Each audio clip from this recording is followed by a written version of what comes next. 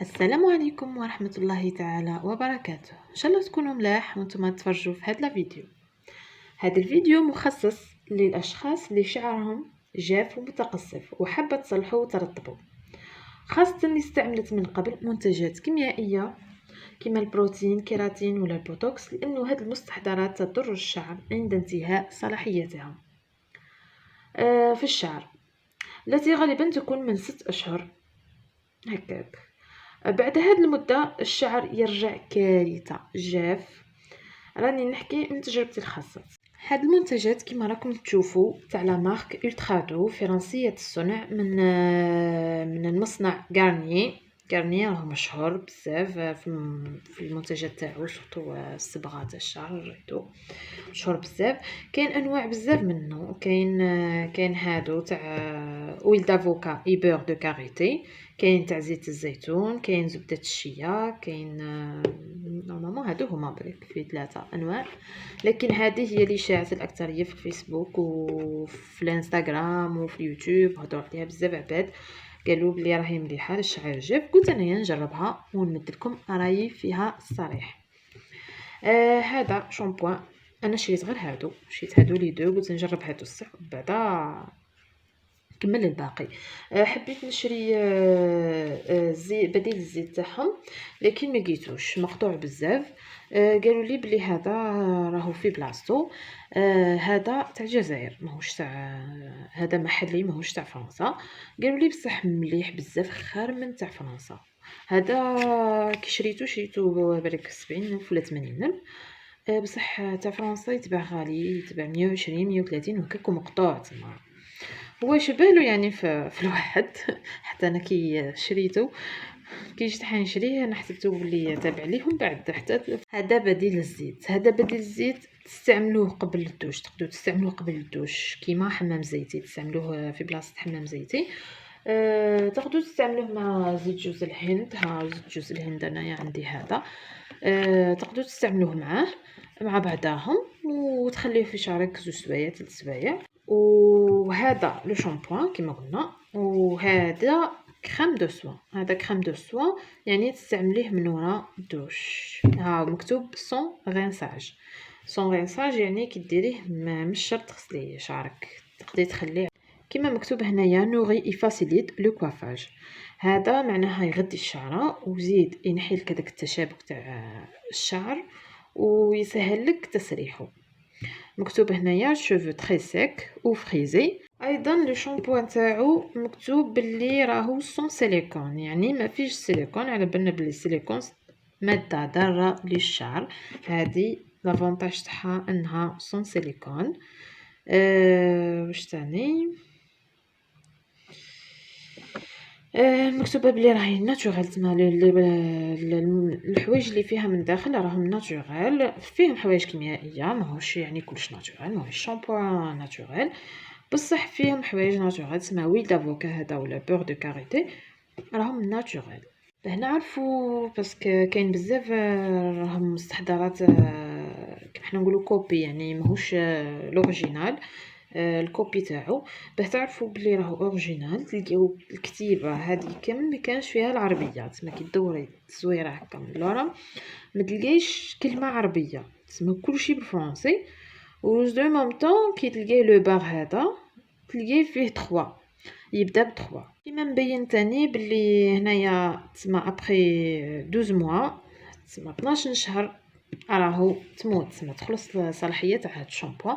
تسمى منين تفتحيها بعد جوست ما تفتحيها بعد ابري 12 موا كنت تفوت عليها 12 موا سي بون راهي غير قابله للاستعمال. هذه تاني نفس الحكايه 12 موا. هنا تاني نفس الحكايه متلقاوش العربيه فيها، وتلقاي النيميرو 3 هنايا في كود بار تاعهم كيما هنايا. هذه راهي الكوبي ماهيش مكتوبه 3 ومكتوبه بالعربيه ومخلطه بالفرنسي وعربيه. مكتوبه باللي راهي مخدومه في برج بوريريج في الجزائر. الان ندلكم رايي الصريح فيها. رأيي الصريح فيها انه هذه ما عجبتنيش صراحه، ما فهمتش كيفاش كروها الناس بزاف، ما فهمتش.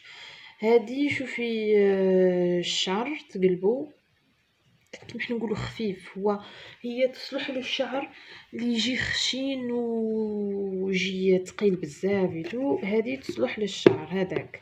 بصح اللي شعرها خفيف وشعرته خفيفه ما نصحكش به خلاص، لانه تقلب لك شعرك كما حنا نقولوا حاكم الريزو. صراحه الشعر تخفو بزاف، هو ديجا خفيف وزيد تخفو بزاف، ما عجبتنيش صراحه. وان بلوس دو سا دارت لي القشره اللي جامي دارت لي انا في حياتي، هذه دارت لي باسكو على بالك ثقيله، شامبو ثقيله، على بالك تهزوها بعد وتجيو حتى تغسلوا بها شعركم ثقيله بزاف، تسمى معمره بالزبده، والزبده هذيك بالك تلصق في الفروه تاع الراس ودير تسمى تخلي زيوت كثيره في فروه الراس، تتحول هذيك الزيوت الى قشره. تسمى لازم كي ديريها تبقاي تغسلي شعرك، تغسلي وتحكي مليح تما باه طير هذيك الزبده من الشعر. ما عجبتنيش صراحه، ما عجبنيش بزاف. قلت لك مليح هذا الشعر هذاك اللي يجي خشين وحبتو يولي خفيف، هذيك صح تصلح لك. هذا تستعمليه من وراء الدوش، هذا ديريه تفتحيه كيما هكا، تحطيه في يدك وديري في شعرك. لكن هذا يقلب لك الشعر بوكلي. هو صح يسهل انه الشعر يتمشط بسهوله يتو، بصح يقلب لك الشعر بوكلي، سميت بوكله. اللي حابه شعرها انه يكون بوكلي تستعمل هذا مليح بزاف من وراء الدوش كيعود سردان، ديرو يولي شعرها بوكلي بلا ما تستعمل اي بروجوي واحد اخر. هذا تاني يبوكلي الشعر نفس الحكايه، كيف هادو في زوج كيف يبوكليو الشعر ويسهلوا تسريحه، لكن تسمى خدمتهم مؤقته، يعني مش حيرطب لك شعرك اليوم ويبقى رطب، كون تغسليه سي بون يروح مفعوله. ان شاء الله نكون فدتكم بتجربتي مع لي بروجوي تاع الترادو المشهورين هادو، نديتكم رايي فيهم. وبالنسبه للشعر الجاف يعني اللي نستعملو هنايا، المستحضرات اللي شريتهم وجربتهم من قبل حبيت نزيد نفيدكم بهم ايضا. شريت هذا لو ماسك، هذا ماسك تاع لي شوفو بالعسل. هذا شريته هاو قريب يخلص، يعني استعملته. هو مش حنقول لك يعني كي نجي حنوطيه نوطيه نمدلو بالك 3 على 10 يعني. شريته ب90,000 جوبونس ولا 80,000، بصح يعني مش حاجه يعني تفيدك بها.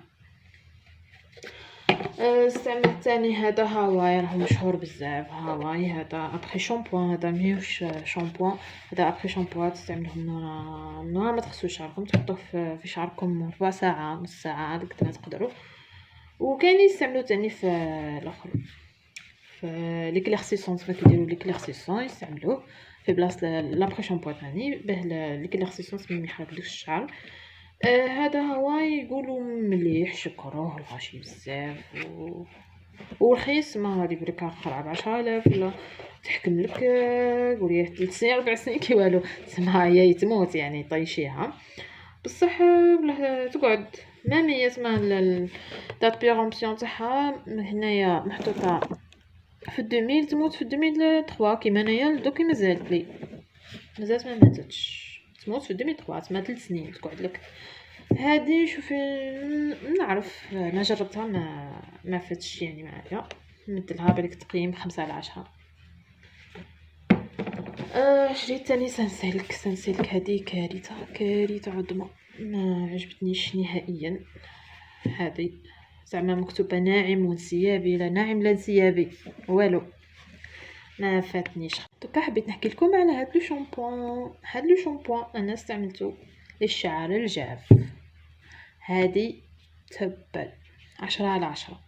هذا منتج فرنسي لا مارك دوب، تشبه الاخرى تاع الترادو، هي مستعمله تاني بورتو كاريتي. واش تاني سون سيليكون تاني نفسها.